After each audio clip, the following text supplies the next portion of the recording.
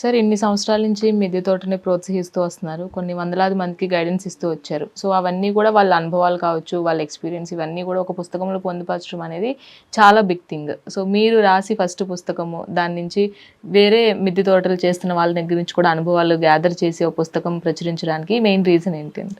Main reason అంటూ ఏమిటి అంటే పరిశోధకులకు, విశ్లేషకులకు 10 ఏళ్లలో మిద్దె తోట కల్చర్ ఎట్లా వ్యాప్తి చెందింది 2 తెలుగు రాష్ట్రాల్లో అంటే ఎట్లా దాన్ని వాళ్ళు ఏదో వాళ్ళకు ఒక ఆధారం ఉండాలి మాట్లాడడానికి. అందరూ తిరిగి చూడలేరు. 2 తెలుగు రాష్ట్రాల్లో మిద్దె తోటలను తిరిగి చూడలేరు. అంటే కొండను అద్దంలో చూపినట్టుగా ఈ 2 తెలుగు రాష్ట్రాల్లో ఉన్న మిద్దె తోట కల్చర్ను ఈ దశాబ్దిలో 2015 నుంచి 2025 మధ్య సాగిన ఈ ప్రచారం యొక్క ఫలితాన్ని మనం కొంతమేరకైనా ఒక పుస్తక రూపంలో చూపిస్తే బాగుంటుంది. 2015లో అప్పుడు నా మిద్దె తోట అనుభవాలను నేను రాశాను. అప్పటికి 5 ఏళ్ళ నుంచి చేస్తున్నాను. 2015కు ముందే 5 ఏళ్ళ నుంచి నేను చేస్తున్నాను. 2010లో ప్రారంభమైంది. 2010లోనే నారపల్లిలో మేము ఇల్లు కట్టుకున్నాము. హైదరాబాద్ శివారు గ్రామం నారపల్లి. ఆ ఇంటి మీద నేను 2010లోనే వెంటనే మిద్దె తోట కట్టుకున్నాను. ఇటుకల మడులతో, పక్కా మడులతో కట్టుకున్నాను. అంచేత 2015 5 ఏళ్ళు మిద్దె తోట ఎవరికి తెలియదు. అది అజ్ఞాతంగానే నా పని నా లోకంగా ఉంది. 15లో ఎక్స్పోజ్ అయిన తర్వాత మీ అందరికీ తెలిసి గత 10 ఏళ్లలో ఏం జరిగిందో మీ అందరికీ తెలుసు. కానీ అది ఎవరిది వారికి తెలుసు. దాన్ని మనం ఒక ఆధారంతో చూపించాలని నేను అనుకున్నాను. ఎందుకంటే ఇక 10 ఏళ్ళు అయింది. నేను కూడా ముగించాలనుకున్నాను ఈ ప్రచారాన్ని. నేను రైటర్ను ప్రధానంగా స్టోరీ రైటర్ని. అంటే మిద్దె తోట ప్రచారం చేయటమే నా ఏకైక కార్యక్రమం కాదు. 10 ఏళ్ళు ఒక సబ్జెక్టు మీద ప్రచారం చేశాను. చాలామంది తెలిసిపోయింది. ఇవాళ 2 తెలుగు రాష్ట్రాల్లో కోట్లాది మందికి అయితే మిద్దె తోట అనేది ఒకటి ఉంటుంది అని అందరికీ తెలిసిపోయింది. అందులో ఎందరు చేస్తున్నారనేది వేరే విషయం. అయితే నాకైతే తెలుసు, నేను 2 తెలుగు రాష్ట్రాల్లో అనేక పట్టణాలు 100 సదస్సుల్లో పాల్గొనడానికి 10 ఏళ్ళు అనేక పట్టణాలు తిరిగాను కనుక ఈ కల్చర్ ఎట్లా వ్యాపించిందో నాకు తెలుసు. కానీ తెలుసుకోగోరే వాళ్ళకి ఒక సాధనంగా మనం ఒక పుస్తకాన్ని, ఆ ప్రారంభంలో నా అనుభవాలు నా పుస్తకం ఉంది. ఇప్పుడు వీళ్ళందరి చేత వీలైనంత ఎక్కువ మంది చేత రాయించి కూడా ఒక పుస్తకం వేస్తే బాగుంటుంది క్లుప్తంగా వాళ్ళ అనుభవాలు అని చెప్పి నేను అనుకున్నాను. అంటే ఆ పుస్తకం వేస్తే కానీ ఆ ప్రారంభంలో నా అనుభవాల పుస్తకం ఈ 10 ఏళ్ళ చివరికి వీళ్ళందరి అనుభవాలతో కూడా ఒక పుస్తకం వేస్తే ఒక సిస్టమేటిక్గా మిద్దె తోట ఉద్యమాన్ని సిస్టమేటిక్గా మనం ఈ 2 పుస్తకాల ద్వారా చెప్పిన వాళ్ళం అవుతామని నేను అనుకున్నాను. అట్లా ఫేస్బుక్ వాళ్ళ మీద మేము ఈ సీరియల్ నడపడం ప్రారంభిస్తే ఇంకా మేము ఆపమని అడగాల్సి వచ్చింది అనమాట. అంటే ఎక్కువ మంది రాసే పుస్తకాలు వేయలేము కనుక మీరు ఆపండి దయచేసి, ముందైతే ఒక సంపుటం వేద్దామని చెప్పి 142 మందితో, ఈ 142 మందిలో కేవలం మిద్దె తోట రైతులే కాకుండా మిద్దె తోట కవరేజ్ కోసం వచ్చిన print and electronic, YouTube, TV ఛానళ్ళ రిపోర్టర్ల చేత కూడా రాయించాం.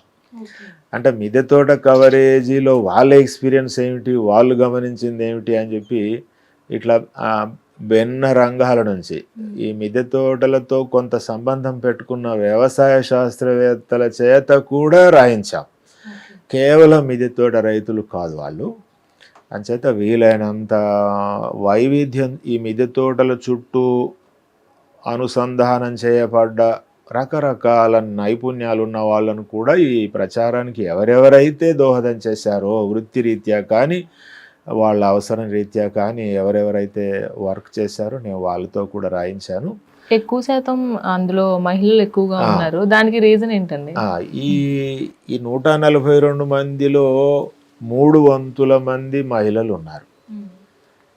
మహిళలు ఎందుకు ఉన్నారు అంటే అమ్మ మనసు, మహిళ అంటే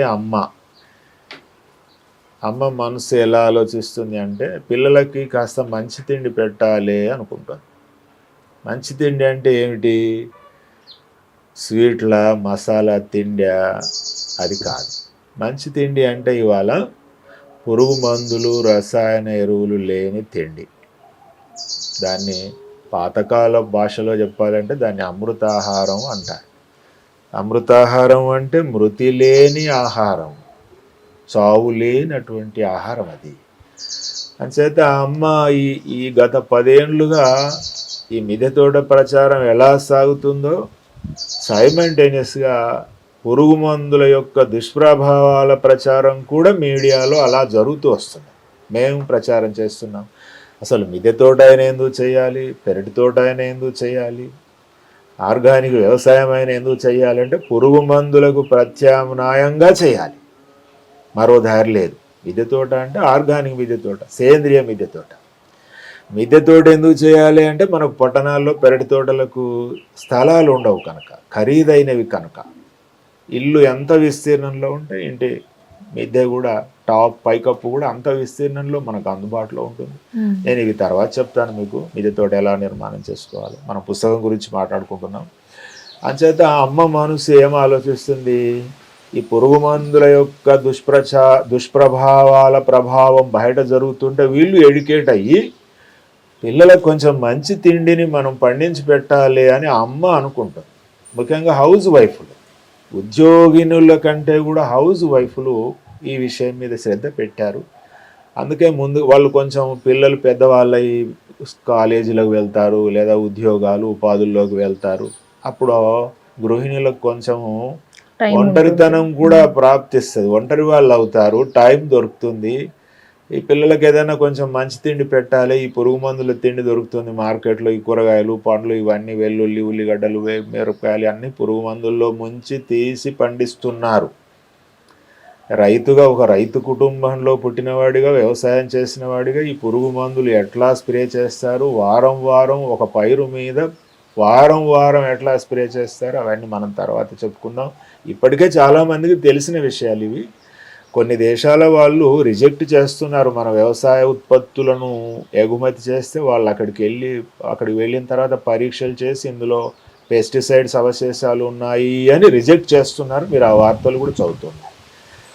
అంచేత సహజంగా స్త్రీలకు అమ్మ మనసు ఉంటుంది కనుక వీళ్ళు ఎక్కువ స్పందించారు. ఆడవాళ్ళు హౌస్ వైఫ్లుగా ఆ టీవీ సీరియల్ చూడలేక, ఆ టీవీ సీరియల్ ఏమిటి అవాస్తవికమైనవి, భ్రమల్లో ముంచెత్తేవి, అవి చేయటం వల్ల అవి చూడడం వల్ల మనిషి సృజనాత్మకత ఏ విధంగానూ కూడా వికసించదు.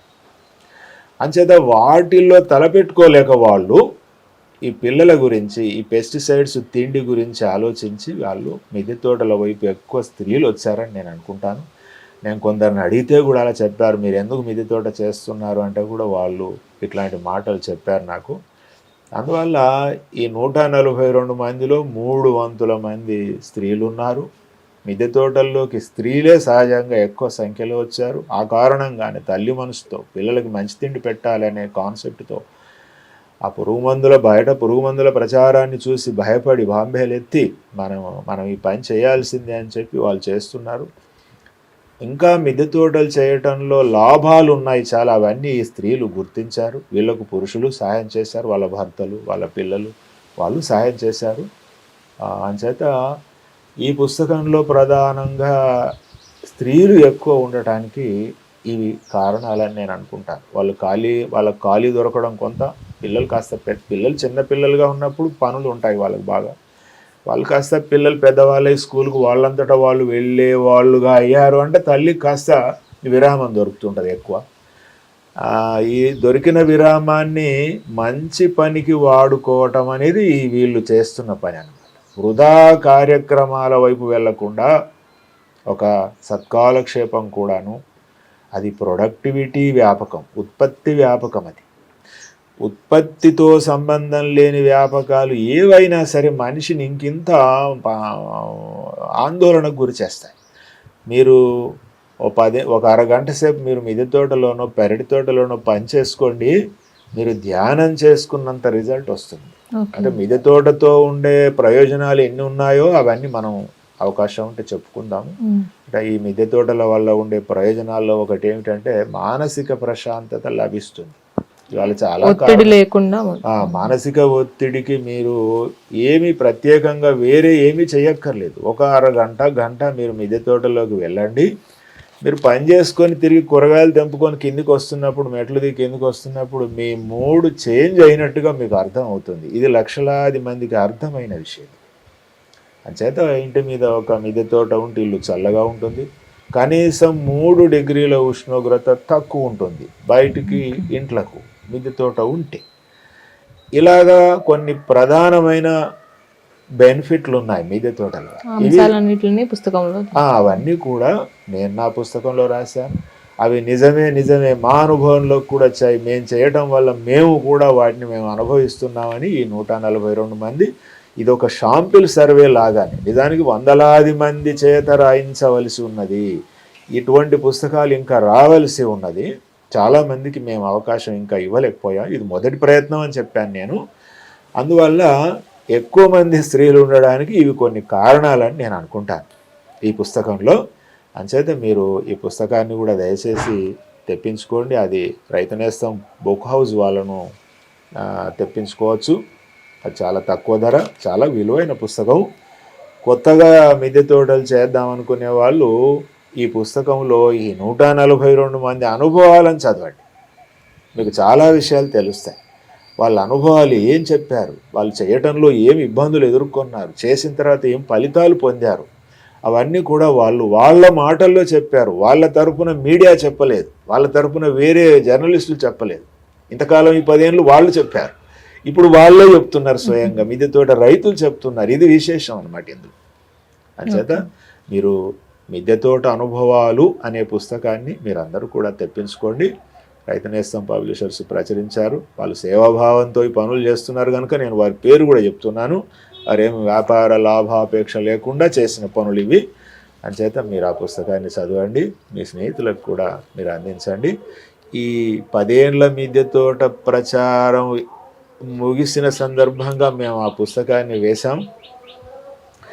అదేవిధంగా ఇదిగో ఇప్పుడు మళ్ళీ మెగా టీవీ వాళ్ళు చెప్పమంటే ఈ 10 ఏండ్ల అనుభవ ప్రచారాన్ని, దాని యొక్క రిజల్ట్ అయిన ఈ పుస్తకం గురించి నేను మళ్ళీ మీకు చెప్పే అవకాశం నాకు కలిగింది. అందుకు మెగా టీవీ వారికి ధన్యవాదాలు. మనం మరోసారి మళ్ళీ కలుసుకుందాం. నమస్తే.